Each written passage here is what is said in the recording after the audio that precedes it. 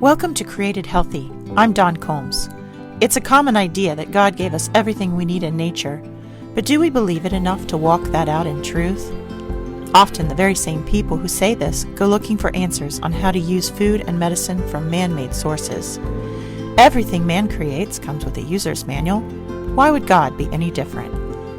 I challenge you to join me in seeking revelation about our body, mind, soul, and spirit health by digging into His written word and in practicing pure science in the visible world of His creation. As I've read the Bible so far in this season of reading it for health instructions, one of the clearest concepts that I have found over and over again is this idea that there is a direct connection between sin and illness.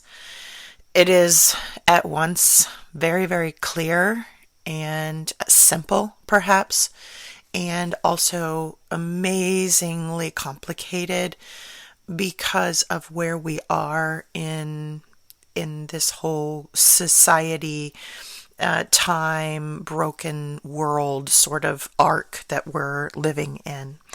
Today in Psalms 30 through 33, David is reinforcing this. He is, when we get into chapter 32, he talks about what was happening while he kept silent about his sin.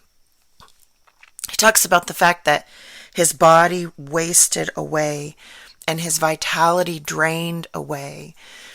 But acknowledging that sin to God equaled a healing. And I think that there was a time, perhaps, there was a time in the human arc of development where our bodies were not as damaged in complicated ways, generational ways, that it was a one-to-one situation of going against God. That's what sin is. Going your own way instead of God's way equated to illness. And I think to me, that's pretty logical. God lays out all of His laws in Leviticus and Deuteronomy. And while today we have grace instead of law, the things that He was laying out were laid out because He wanted bodies to be healthy. God's intention for us was for us to live in the fullness of His design of our bodies so that we could glorify Him. And when we don't live in the fullness of our bodies, we don't glorify Him. We are weak, we are sick, we are sad, we're in pain, and those things don't glorify God and how perfect and amazing His design is. So a lot of those laws were laid out simply to say, look, if you follow along with this plan, your body stays vibrant. Your body stays vital. I want you to eat these things and not these things. And then the repetition of the idea that sins can be revisited unto the third generation, that it is when we go against God, when we go away from His perfect design and plan, that somehow gets visited on our grandchildren and our grandchildren's grandchildren's, not because God is spiteful, but because it literally carries in our tissues. And so here we are today, and the notion of somebody putting out the idea that sin is connected to illness immediately evokes an emotional response. Well, but if you are trying to say that God expects us to be perfect, or else we're going to be sick, or to look at people who are suffering with degenerative diseases, or looking at children that have inherited imperfections, maladies, imbalances, diseases, bodies that aren't perfectly formed in the way that it was designed to be. And to look at all of those people and to point a finger and to judge them, or to say, it's because you're a sinner, it's because you're a bad person.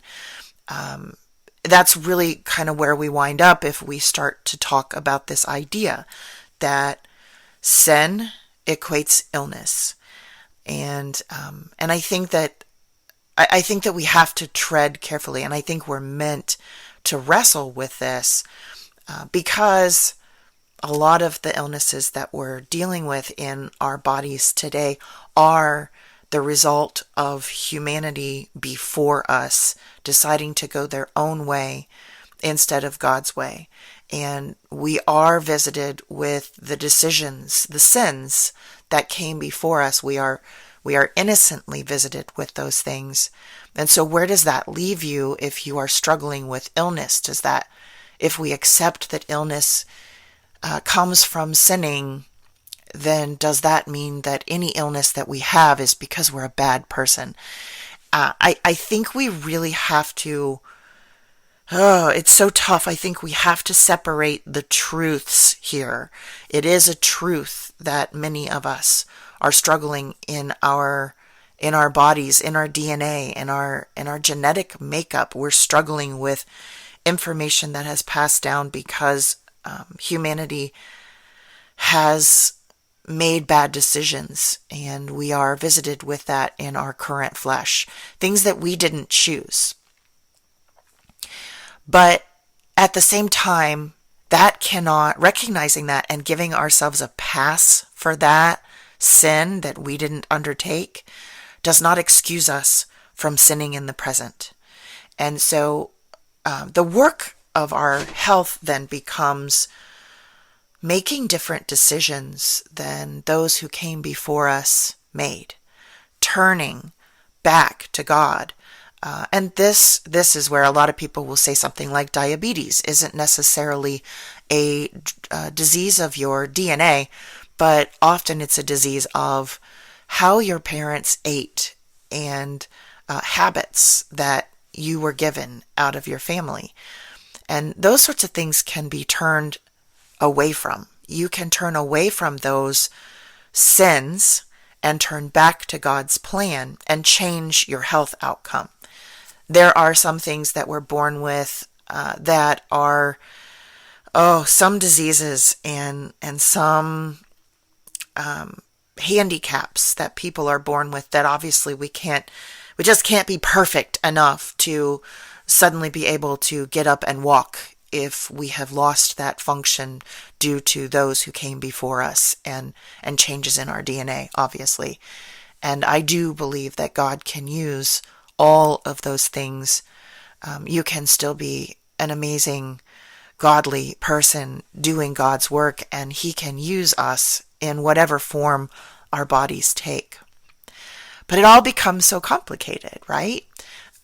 We have to be able to stand in compassion for those who didn't choose the health illnesses that are permanent, at the same time as we need to stand in conviction in our own lives and as a light for other people in their lives, that a diagnosis currently in our flesh, the things that we take on, the things that we're modeling that are creating, such as diabetes, the things that we're modeling that are creating an illness in us that we saw in our parents, and the things that we are creating of our own decisions are so critical for us to recognize that there's this truth again and again and again. And here it is in Psalms 32. As long as we decide to go our own way, we are actively destroying ourselves. We are actively destroying our tissues. We are going against the perfect design of health and vitality that we are meant to have. And when we turn back to God and we do it His way and we admit that sin, we can heal. And I think we'll probably get into this more as we read the New Testament, but this is, I think, where grace comes in.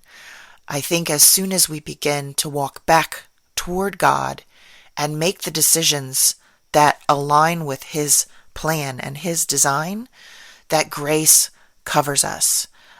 We are able to begin to see healing long before we ever are, quote unquote, perfectly healed.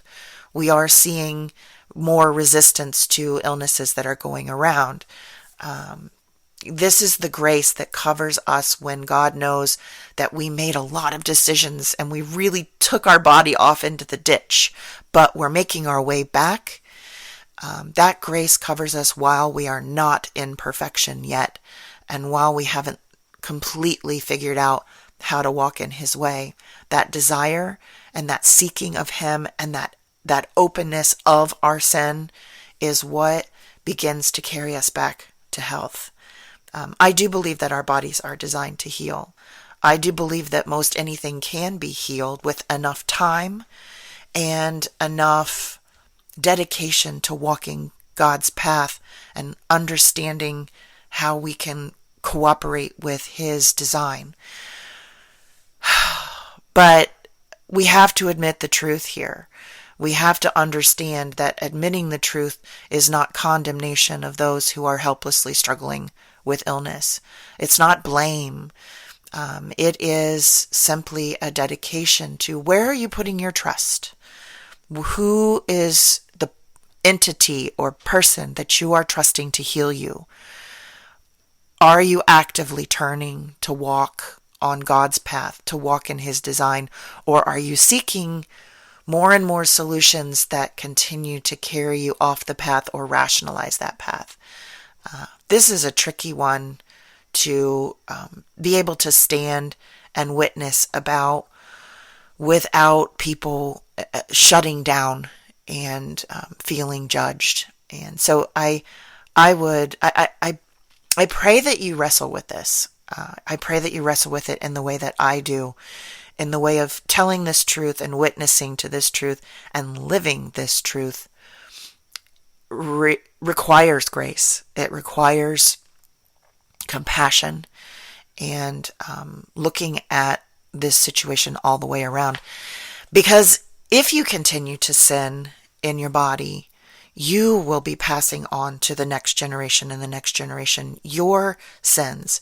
They will pay for your decisions. They will innocently pay for what you're doing in these bodies before we carry children into the world. It is a very, very serious truth that we just kind of wholesale are not looking at in the human population.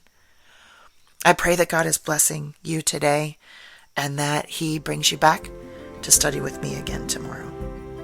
Thanks for listening. If you enjoyed this episode, please subscribe and share with a friend. And I'm always interested in hearing what God is laying on your heart. So drop me a rating or review or join the conversation on Facebook, Instagram, or YouTube at Dawn Combs Really.